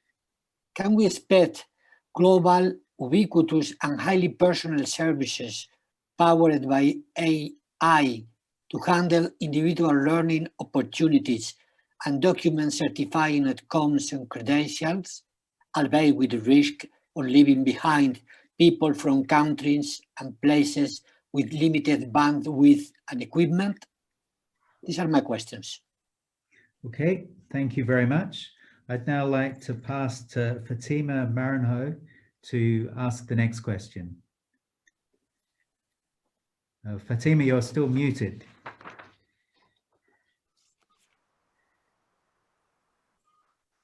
It's okay now, I think. You can hear me now? Yes, thank you. So good afternoon. It's a pleasure to be here. It's a pleasure and an honor to be a IAU board member. And I think the question I thought is already answered by Professor Eden Un. It was about the challenges universities now face between e-learning, e-learning, and face-to-face learning.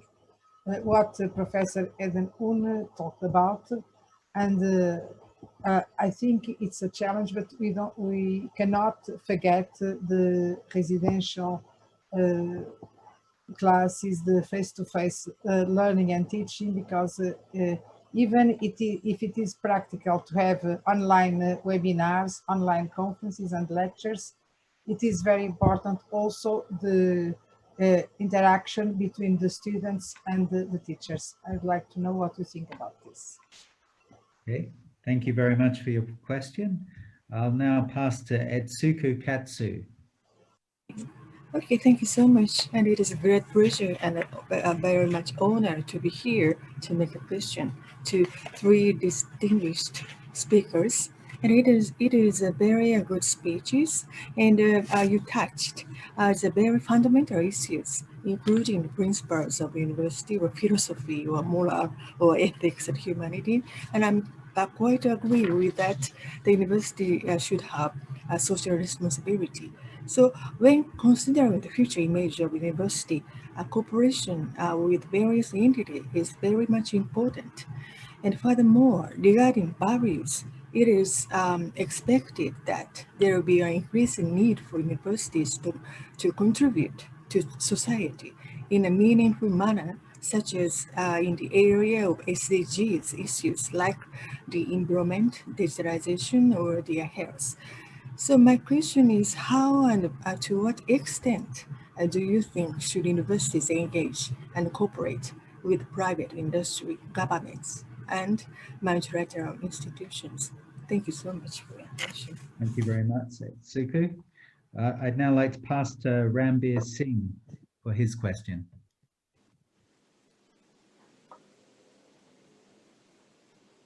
Rambir, you're muted.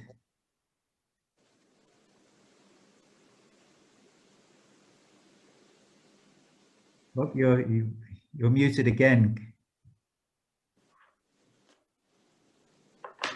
Is it okay now? Yes, that's fine. Okay. We often talk of three basic principles in education, and those are expansion, excellence, and access. And when we say expansion, the question is the IAU has to be concerned that how do we meet quality when we say commodification of the education and the massification, how we maintain quality of education. We talk of excellence. How do we ensure affordability? Because we have universities of excellence across the globe, but they are just not affordable to an ordinary citizen of the world. It is beyond reach of the ordinary students. And the third is access. The question of being equitable, how we create an equal playing field where the equal opportunities are given to everybody. When we live in an age of contradictions, where there is knowledge divide, there is a digital divide, and there is a demographic divide. Okay. Thank you. Thank you very much for your question. And finally, I'd like to pass to Carmen Lamagna for her question. Thank you. Thank you so much. While no one can really accurately predict the future, there are some signals which, depending on the direction and the speed of progression, could have a profound impact on the size, shape, and structure of higher education, and indeed on the very platform on which learning occurs. Education and learning are beautifully messy and diverse at the same time. While there are no easy answers to its intricacies and frameworks, personally, I see three scenarios which can help simplify the complexity of the future, which these three has been touched by all the panelists. In my opinion, traditional higher education institutions will remain the trusted source of learning and the most effective vehicle for employment and prosperity. Second, alliances may dominate the competitive higher education landscape, supported by strategic and political cooperation. And the third one is, of course, digitalization and technology, where learning online through rich, personalized, face-to-face interactions will dominate the higher education landscape. Now, the three panelists have commented on this, and my question is, which of the three will have a more underlying influence in the future of higher education? And before I end, Andrew, I would like to congratulate all of us on our 70th anniversary. Long live IAU. Thank you, Andrew. Thank you very much, Carmen. So now if I can turn back to our panelists, and I'll go to each one of you in turn, and perhaps if you could limit your replies to about 3 minutes. But I'd like to ask Sir Hilary, first of all, perhaps you could respond to the first part of Carmen's questions there in terms of HEIs being a trusted source of learning and continuing to be a vehicle for employment and prosperity, and also address something about Suku's question concerning the partnership with society and cooperation with private industry. So Hilary, can I ask you to comment? Thank you so very much. And I should begin by saying that the strategic plan of my university, University of the West Indies, is called the triple A strategy. The first A deals with the issue of access for all. The second A deals with alignment with the public sector, the corporate sector, the global sector, alignment with all of the major development forces in society and economy. And the third A deals with agility, to be agile and building partnerships with institutions around the world committed to a similar value system. So our plan incorporates all of these conversations under a very large tent. And we believe that the issue of content and quality and pedagogy is very important when we are dealing with corporate partnerships, so that major corporations that have an interest in partnering with universities or in themselves setting up their own universities, that the critical issue here is the quality, the pedagogy, and the social responsibility. I am less concerned with modalities of delivery. I'm less concerned with the structure of the relationship.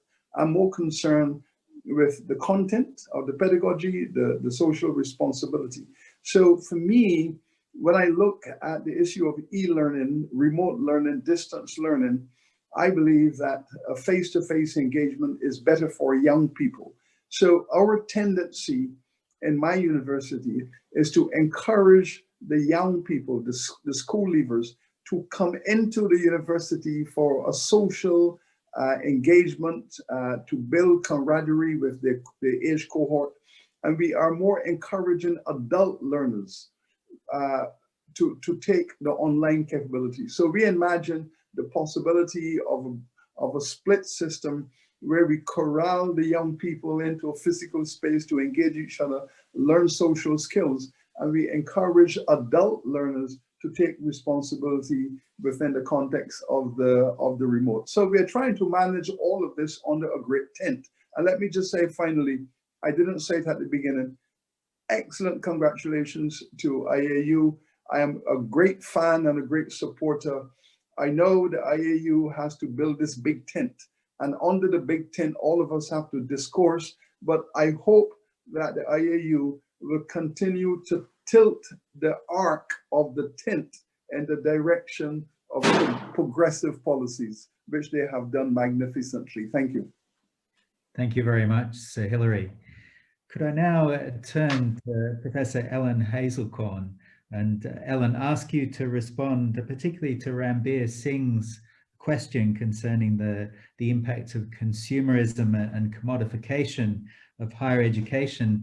And I know in a previous conversation with Ranbir, he had suggested that perhaps we are 19th century institutions delivering 20th century learning for the 21st century.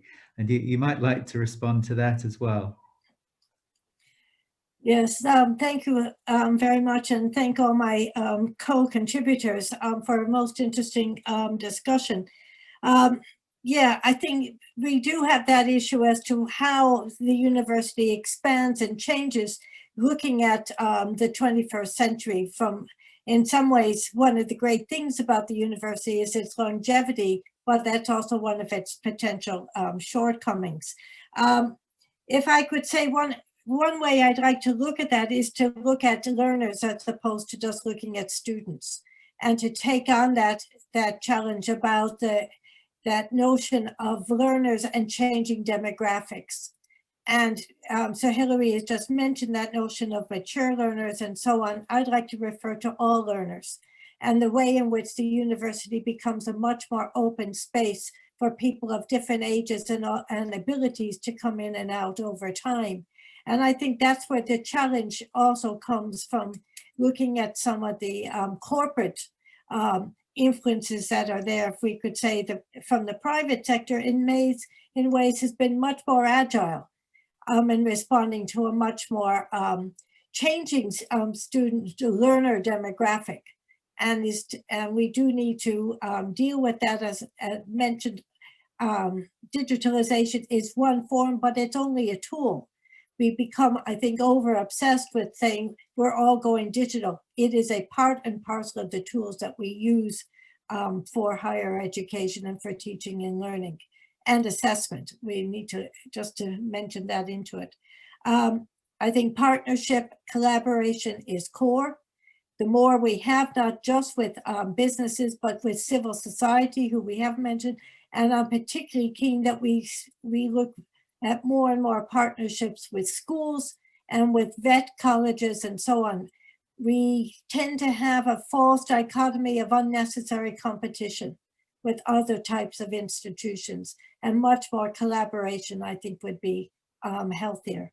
I might just finally say something about looking at that role of public value, and looking at that as a way of looking at the contribution that higher education makes, which includes the economic, but it goes beyond that. It talks about the social cultural contribution and the university's role as a thought leader. And I think that's increasingly an important role to play at a time in which we see so many challenges around us within society. Okay, Ellen, thank you very much. I'd now like to pass to President Woon, and perhaps Eden, you might respond particularly to Daniel's question about technology and technology companies and the impact they may have on our future going forward. And then Fatima's question in terms of the blended learning and the different types of learning going forward. Well, I'm never a believer in the zero-sum game. And so that I think that you can have both of more collaboration and closer relations with industry and more research, collaboration with industry, and at the same time be able to perform the fundamental research and the look ahead that the university will need to provide. Because most companies, except for the very large, famous ones that really their research is mostly just a development of their business rather than looking way ahead. And so the university is still the place where it needs to do this. However, closer collaboration means that it pulls the university closer to society. There's no doubt that the development of the economy, the employment of the citizens, those the universities have to be involved in. I'm still a believer that the university cannot be a training institution. It should be an education institution. But still, we do have a responsibility of, making sure that the university does contribute to the economy.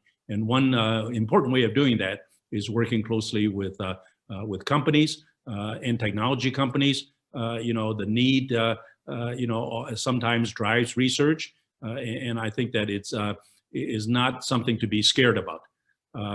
As far as the online answer or question, again, I think that what the technology and the online that has taken place in the last a year or maybe even more for some universities, that actually complements the residential.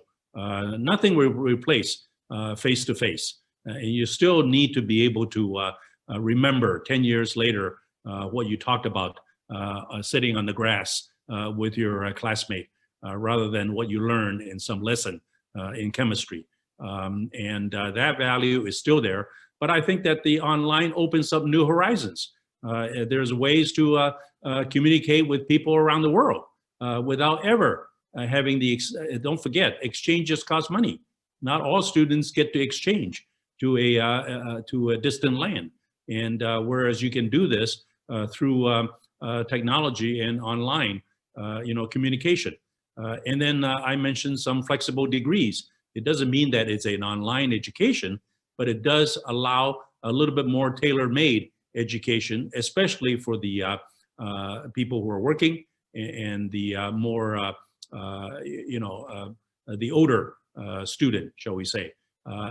We at AIT, for example, has always been having a capacity building type of PhD, where many universities around the world do have faculty that don't necessarily have a PhD degree, and having those faculty leave their home institution for 4 years to go for a PhD is quite a drain on that university. But if they can do a flexible education where they go online for a part of the time, but they come for residential part of the time, do research, in residence, that significantly increases the opportunity for these type of students. So I say that there will be a mix in the future, even if all the residential campuses are open, even if the virus someday may be gone. I still think that the lessons we learn and the experiences we've had with online education are going to stay with us, and in fact, create a more global world in a sense, and make the knowledge more universally accessible. Right. So thank you very much, Eden. That's an excellent answer. I'd like to thank all of our distinguished panelists at this stage and all those fellow board members who have asked questions. I think the great thing about the future is no one knows what it holds. No one has a crystal ball. And so we can have great discussions in terms of what it might hold. The only observation I'd make is universities have been around for 700 years. They're not the same as they were 700 years ago. And to Sir Hilary's point, they need to be different going forward. However, universities are communities of incredibly talented, incredibly smart and flexible individuals, as we've seen through this pandemic. And so the one thing that I do have is confidence in the future of universities. I don't know what they look like in the future, but I have confidence that we're going to survive. And with that, I'd like to pass over to our Secretary General, Hillage, to close the proceedings.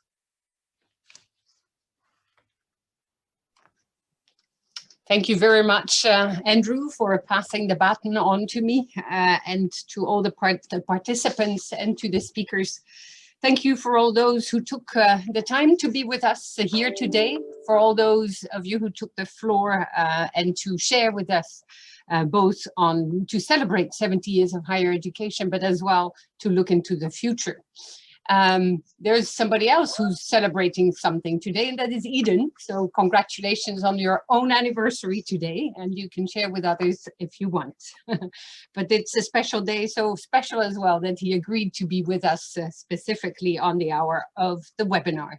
So for all of you, thank you very much for your time. I will not summarize what has been said, but I would like maybe to go for a few key points that were made, because this is maybe a roadmap also for the IAU into the future. Ellen, you said that universities transform very fast, specifically today, and you said what more needs to be done. Well, probably quite a bit, and that is for us the opportunity to not stop after 70 years, but to go way beyond into the future. And as well, you said, well, maybe there is a way for us to bring together many more stakeholders to the table. And that is something that we've started already under the leadership of Eva, and we continue now into the future. Eva Grompoliak, who was the previous Secretary General of the IAU and the previous board, and with this board. And this is certainly something that is very important to move into the future, because higher education, as many of you said, is at the heart of the social relations of our societies. And thus it is not out there somewhere, but it is linked to anything that is happening. So all of you also in the first session of this webinar have asked for a shift of focus. And so a shift of focus to actually reposition the higher education at the heart of the very big questions of our society today, to reposition the civic responsibility at the heart of the mission of universities, to also reposition the universities as a social endeavor and a social groupings of people, a social institution. And something else that was very important that you all also said is that we need to broaden the perception of excellence. The word comes from you, Ellen, but it was repeated by everyone also in the first part of the webinar, because the broadening of the perception or the definition of the term excellence calls actually for a better connect between knowledge systems and a better recognition of the quality of knowledge systems that come from the local, the national contexts, and which should resonate in a different way in the future also with the global context. So everyone said that we need to look at better collaboration across many dimensions, valorizing the diversity that we all represent. Look at the screen, for instance. Look at those who spoke in the first half of the webinar. Look at the participants list. People come from everywhere. And I very much liked the idea that Sir Hilary Beckel brought to the fore. Maybe IAU should become this big tent, and even more so in the future, where we bring the different voices together in a much stronger way. And the digital transformation of the higher education sector, or the digital transformation for associations like the IAU, is an opportunity, because we can bring in the voices on equal footing. So what mission for the university, asks Eden, for the future? I have heard in the whole session the following, that we need to really build a sustainable future together. We need to address inequalities. We need to ensure better balanced power relations between knowledge systems, also specifically to address colonial and development divides. And that was the strong plea made by Sir Hilary Beckel, which resonated with many reactions in the chat box, but also resonated with many things that were said previously, also by Paul Zeleza or by others on the panel. And that is actually calling for an IAU, or for associations that are part of the IAU family, to ask the right and the important questions, and not to move around it, not to move towards a future that would actually deny the floor for the big questions that need to be asked. The higher education is really at the heart of everything that can be done, and it can transform the world. It can help change the world for the better. So ask the right questions, put the values back at the center, including university autonomy. Many said it as well. So there is the importance of international cooperation. You represented, all of you on the screen, all of you in the chat, all of those who spoke today. So international cooperation of a different kind, very strong and probably also better balanced. And that we heard very strongly. It is one of the flagship projects of the IAU under the leadership of Andrew, and we will continue along those paths with you all.